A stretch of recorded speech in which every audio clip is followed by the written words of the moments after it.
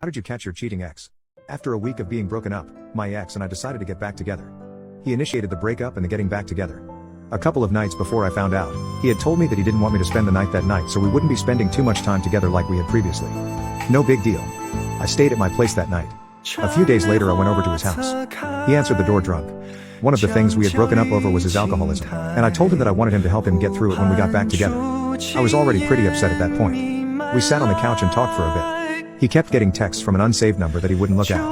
Then the number called him. He wouldn't answer it. When I asked him who it was he said he didn't know. Suspicious.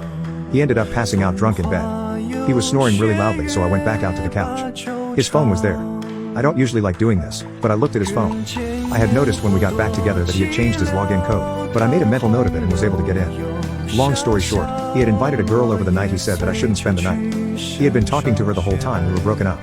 A Tinder match. So I did what any sane, but infuriated person would do. I calmly and courteously informed this girl that I was his girlfriend, and that she should probably stop talking to him for her own best interest. She felt bad, and I told her it wasn't her fault, but he's a jerk, so I definitely cut ties. I also changed his Tinder bio to something that more appropriately reflected his personality. More on that later. Then I went to confront him. He was dozed off naked in bed, snoring loudly. I flipped on the light, and yelled at him to get the hell up. Nothing. I pushed his drunk, lifeless body around, smacked his face, not too hard, just to wake him. Nothing. After more yelling and jostling he finally opened his eyes. And, nothing. I was yelling at a zombie. He was so drunk that he had no idea what was going on. He got up and I thought he had actually come to. Then he walked to the corner of his room. Urinated all over his pile of clothes. I assessed the situation and decided I was much better off without him, and left.